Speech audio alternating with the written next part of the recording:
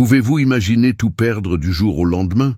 Une vie de luxe, des amis qui semblaient toujours loyaux, une femme qui vous disait qu'elle vous aimait. Et puis, en un clin d'œil, tout s'envole. C'est exactement ce qui est arrivé à Leonardo. De l'un des hommes d'affaires les plus influents du pays, il est devenu un homme sans rien, abandonné, trahi et oublié par ceux qui avaient juré d'être à ses côtés. Mais que se passe-t-il lorsque l'argent disparaît? Qui reste-t-il vraiment? Alors qu'il tente de survivre loin de sa fortune, Leonardo rencontre Isabella, une femme qui ne se soucie pas de son ancienne vie, parce qu'elle n'a jamais su qui il était. Pour la première fois, il rencontre quelqu'un qui voit l'homme et non le millionnaire. Maintenant, il a le choix. L'argent a de nouveau frappé à sa porte. Son empire peut être reconstruit. Mais le veut-il encore? Ou bien, en perdant tout, a-t-il enfin trouvé ce qui compte vraiment? Il ne s'agit pas seulement d'une histoire de chute et d'ascension. C'est l'histoire de la découverte de qui vous aime vraiment quand tout ce que vous avez a disparu. La salle de bal était bondée, un spectacle de luxe et d'influence.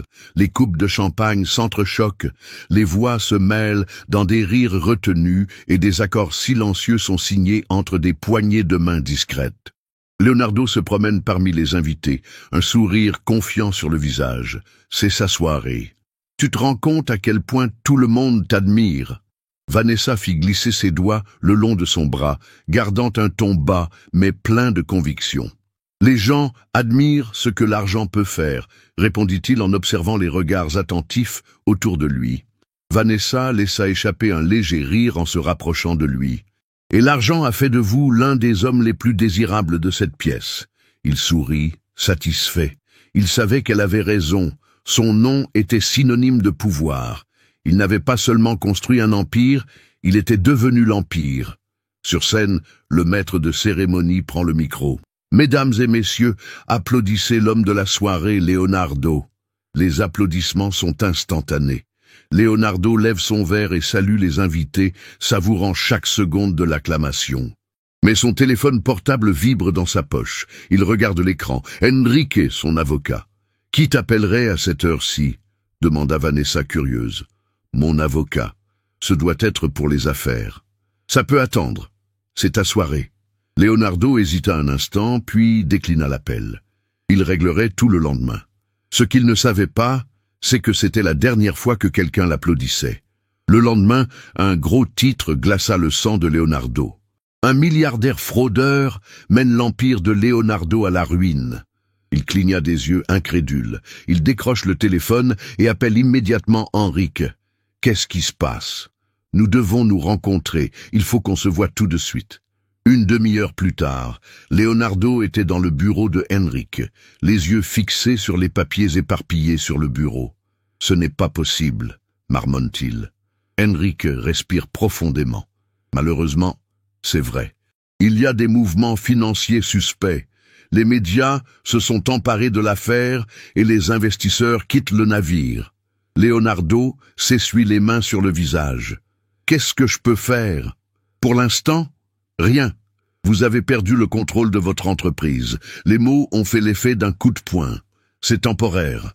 Je peux le contourner. » Enrique lui a coupé la parole. « Non, Leonardo, tu ne comprends pas. Ce n'est pas une mauvaise phase, c'est la fin. » Leonardo sentit son cœur s'emballer. « Non, ce n'est pas possible. » Mais tout indiquait que c'était le cas. Il conduisit jusqu'à la maison de Vanessa, son esprit tournant à la recherche d'un moyen de s'en sortir.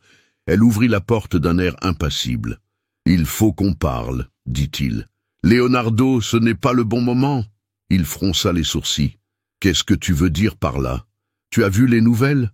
Elle croisa les bras. « Oui, je les ai vues. »« Et c'est tout? Tu l'as vu ?» Elle soupire. « Écoutez, ça ne marche pas. » Leonardo cligna des yeux abasourdis. « Qu'est-ce qui ne marche pas? Nous deux, toi et moi, ça n'a plus aucun sens. » La froideur de sa voix le fit frissonner. « Vanessa, j'ai perdu de l'argent, pas ma vie. »« Mais ta vie, c'était de l'argent. » Il la regarde fixement, essayant de comprendre ce qui se passe. « Tu me quittes ?» Elle rit, sans humour. « Je n'ai jamais été avec toi, Leonardo. J'étais avec l'homme qui pouvait tout me donner. La douleur est venue rapidement, brutalement. Tu n'es pas sérieux. Elle recula d'un pas, agrippant la poignée de la porte. J'espère que tu pourras te remettre sur pied, mais cette fois, sans moi. Et la porte se referma. Leonardo s'immobilisa, le silence l'envahissant. La prise de conscience le frappa de plein fouet. Il était complètement seul. Leonardo conduisait sans but. Le volant était stable dans ses mains, mais son esprit était en proie au chaos. La ville, qui était autrefois la sienne, lui paraissait maintenant étrange. Il essaya d'ignorer le sentiment de panique qui le gagnait. Son téléphone vibrait constamment, des messages provenant de numéros qui, autrefois, lui offraient des opportunités, ne lui apportaient plus que des frais.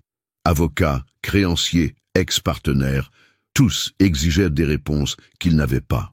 Lorsqu'il s'est enfin garé, il a réalisé où il se trouvait, devant le siège de son entreprise, ou plutôt ce qui avait été sa société. L'imposant bâtiment était toujours là, mais son nom n'était plus le bienvenu. Il sort de la voiture et entre dans le hall. Le regard de la réceptionniste, qu'il avait toujours accueilli avec déférence, était désormais distant, froid. « Vous ne pouvez pas être ici, monsieur », dit-elle. Leonardo arqua un sourcil. « Comment ça, vous ne pouvez pas être ici?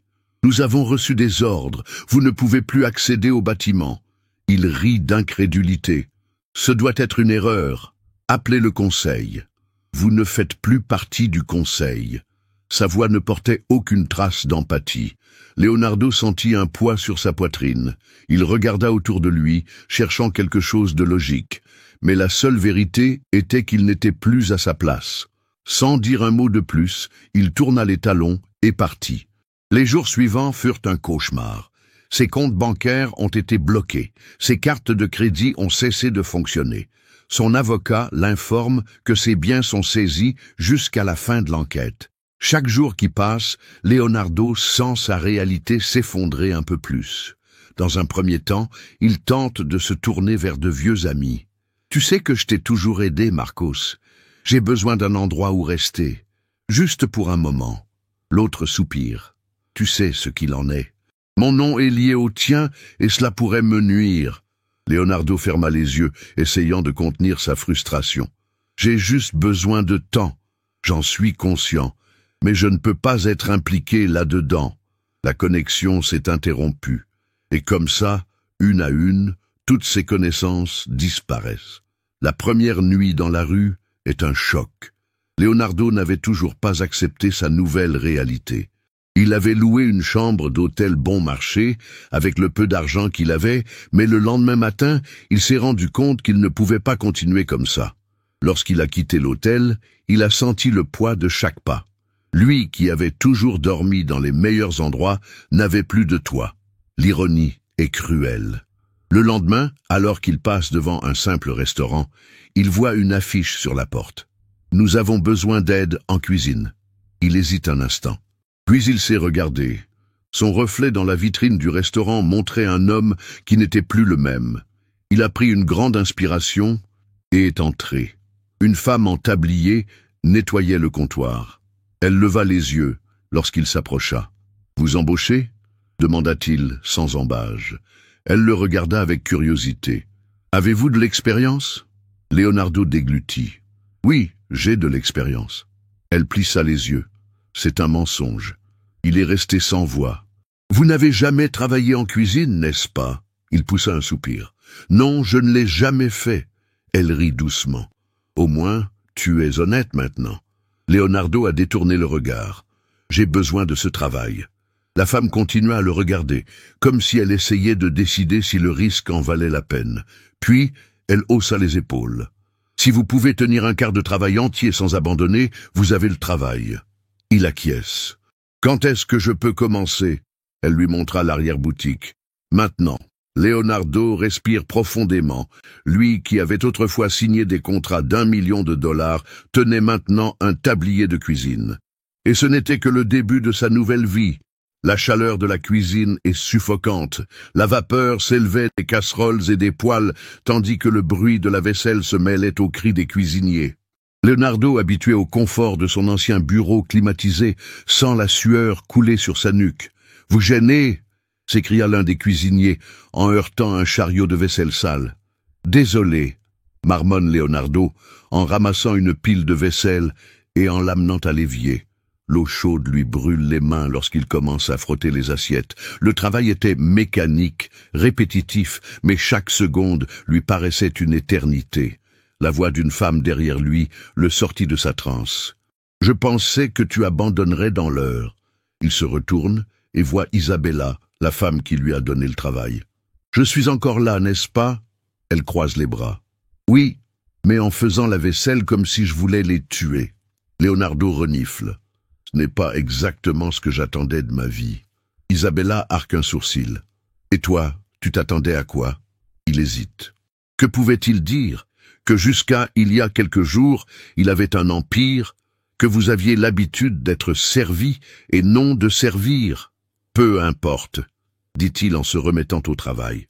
Elle l'observa un instant avant de se détourner. Bienvenue dans le monde réel alors. Les jours passèrent et Leonardo apprit, pas par choix, mais par nécessité.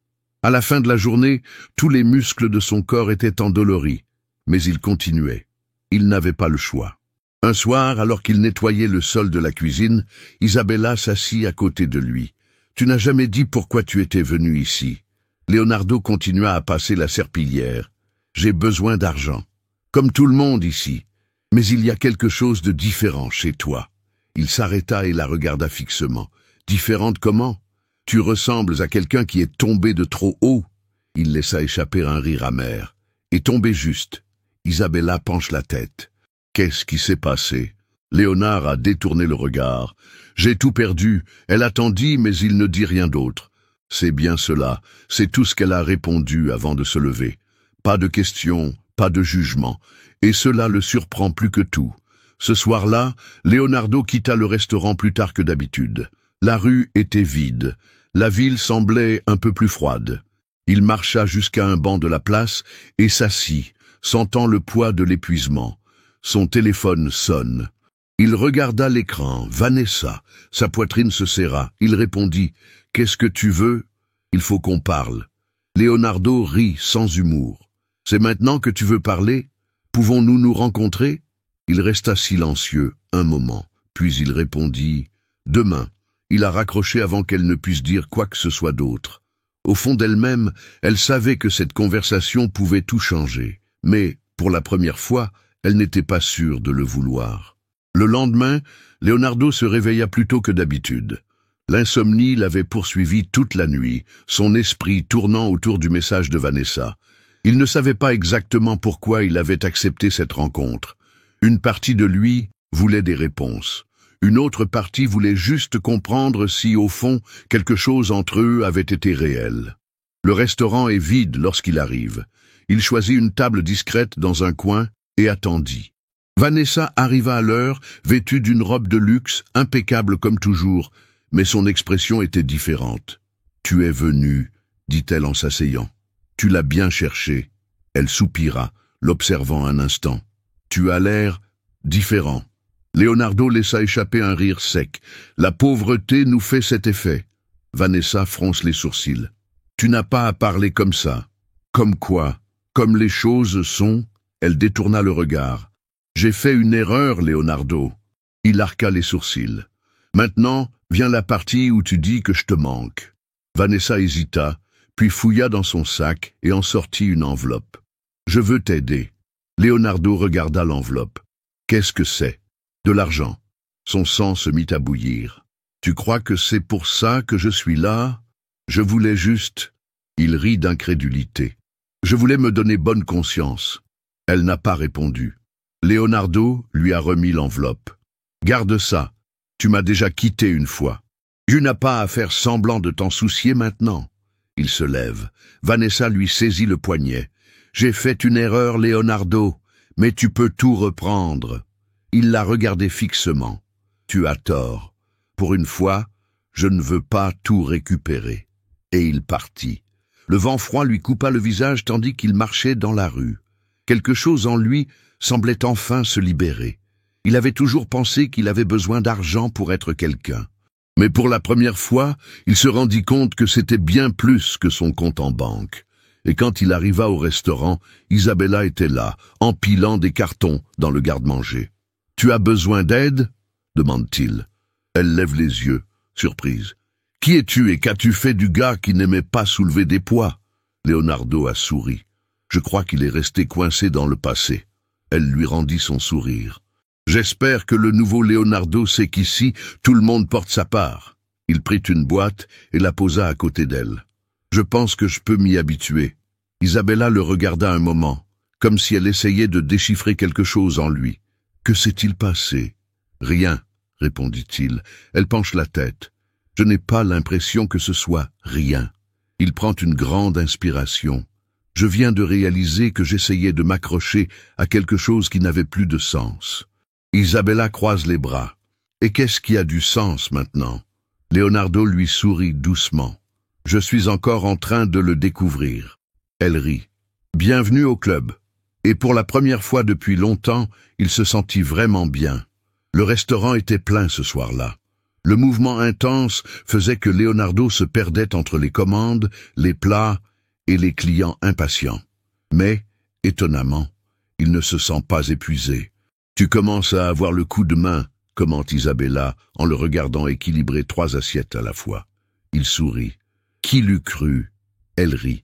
J'avoue que je doutais que tu tiennes 1 semaine. Et maintenant? Maintenant, je pense que tu pourrais même être promu, je ne sais pas, coupeur d'oignons officiel. Leonardo roule des yeux. Ambitieux. Elle lui fit un clin d'œil. Seulement le meilleur pour le personnel ici. Il rit. Mais au fond d'eux-mêmes, quelque chose passait inaperçu. Ils devenaient importants l'un pour l'autre. Plus tard, après le travail, Leonardo et Isabella s'installent au fond du restaurant.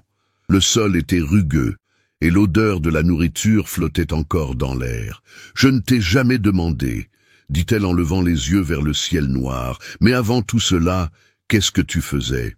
Il hésita. « Les affaires. Les affaires comme...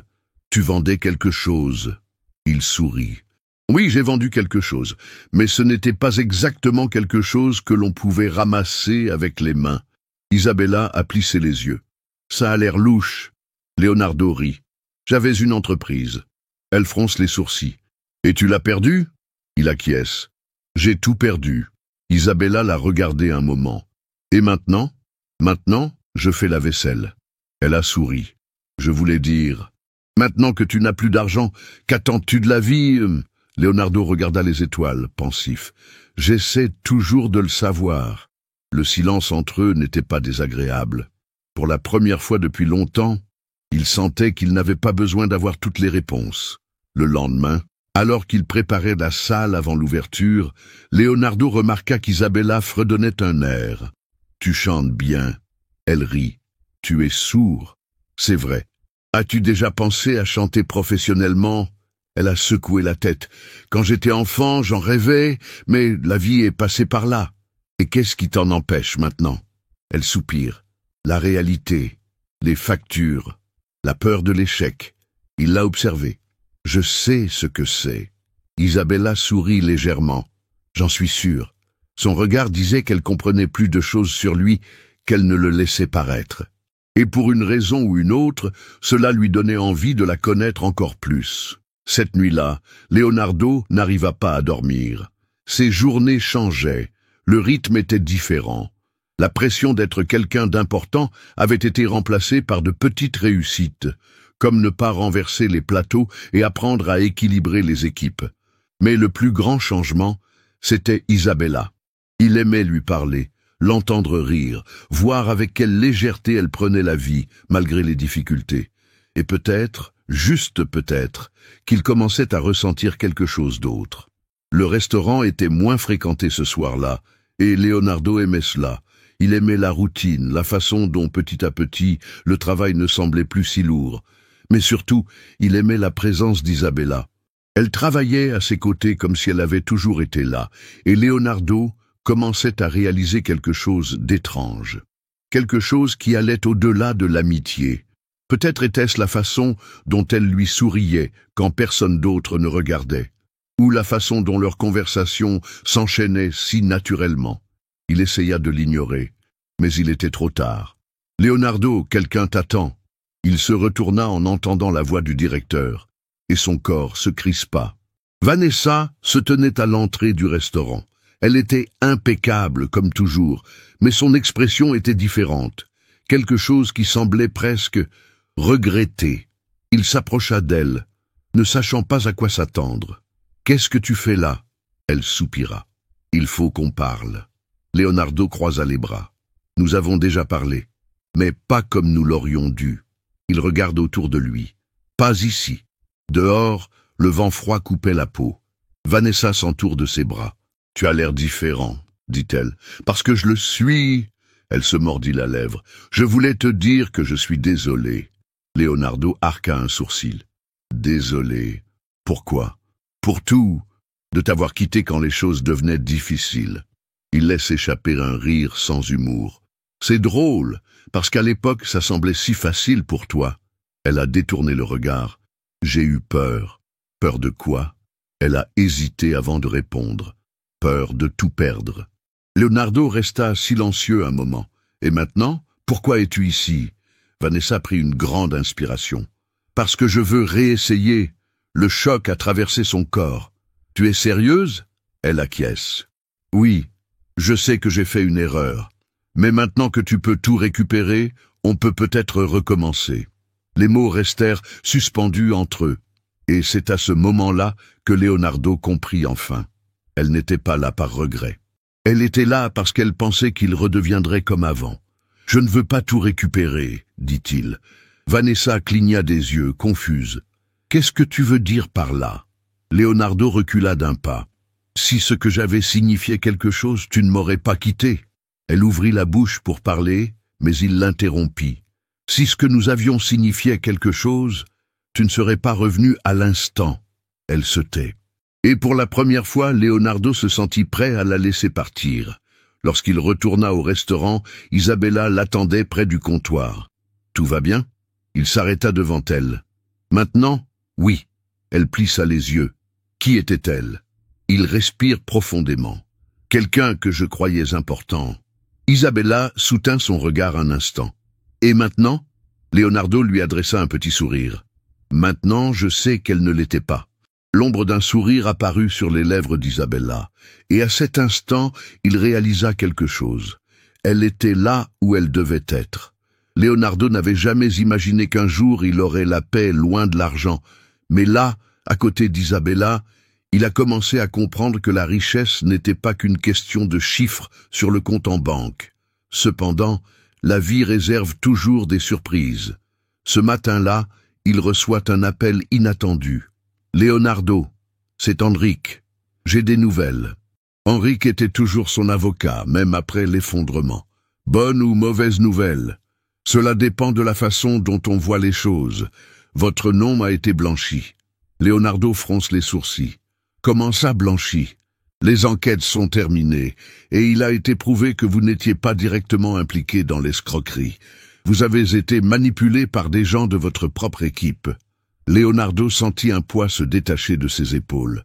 Cela signifie-t-il que je peux revenir? Oui, votre image a encore besoin d'être travaillée, mais certaines entreprises ont déjà manifesté leur intérêt pour votre retour. Et ce n'est pas tout. Henrique marque une pause avant de poursuivre. Un de tes anciens investisseurs veut te rencontrer. Il veut te donner une nouvelle chance. Leonardo s'essuie la main sur le visage. Il n'aurait jamais pensé avoir ce choix. Il faut que j'y réfléchisse. Ne tardez pas trop. Cette offre n'attendra pas éternellement. Il raccroche, le cœur battant. Il pouvait retourner au sommet. Mais en avait-il envie? Cette nuit-là, Isabella se rendit compte que quelque chose était différent. De quoi s'agit-il? Leonardo l'a regardé et a compris qu'il ne pouvait pas le cacher. Mon avocat m'a appelé. Elle fronce les sourcils. Eux? Il prit une grande inspiration. Mon nom a été blanchi. Je peux revenir sur le marché, reconstruire ma société. Le silence s'installe entre eux. Isabella détourne le regard. Alors, tu y retournes? Leonardo lui prit la main. Je ne sais pas. Elle poussa un soupir. Tu as toujours voulu le faire. Il secoua la tête. J'ai toujours pensé que c'était le cas. Maintenant, je ne sais plus. Elle essaya de sourire, mais il pouvait lire la peur dans ses yeux. Tu n'as pas à décider maintenant. Mais moi si, dit-il. et cette décision allait tout changer. Leonardo resta éveillé toute la nuit, fixant le plafond, essayant de comprendre ce qu'il voulait. Pendant des années, son identité s'est construite sur le pouvoir et l'argent. Aujourd'hui, il a enfin la possibilité de tout reprendre. Mais à quel prix? Le lendemain matin, il se rendit au restaurant, mais son esprit était loin de là. Lorsqu'il entra, Isabella était déjà au comptoir, tripotant distraitement un carnet. Elle lève les yeux en le voyant. « Tu t'es décidé ?» Il inspira profondément. « Oui, c'est décidé. » Elle referma lentement le cahier. « Et alors ?» Il se rapprocha tenant ses mains entre les siennes. « Je pourrais tout récupérer. » Elle acquiesça lentement, sans rien dire. « Mais je ne veux pas. » Ses yeux s'écarquillent. « Qu'est-ce qu'il y a ?» Il sourit.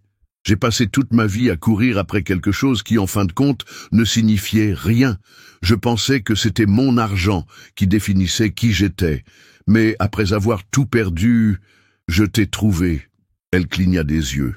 Surprise. « Leonardo, je n'ai pas besoin de millions pour être heureuse. J'ai besoin de quelque chose que je n'ai jamais eu auparavant, quelque chose de réel. » Le silence entre eux était rempli par le rythme de leur cœur qui battait la chamade. Puis, sans hésiter, Leonardo la rapprocha et l'embrassa. Isabella mit une seconde à réagir, mais quand elle le fit, ce fut comme si tout prenait enfin un sens. Lorsqu'ils se séparèrent, elle rit doucement. « Est-ce que ça veut dire que tu vas continuer à faire la vaisselle ?» Leonardo sourit. « Ou nous pourrions ouvrir notre propre restaurant ?» Elle arqua un sourcil.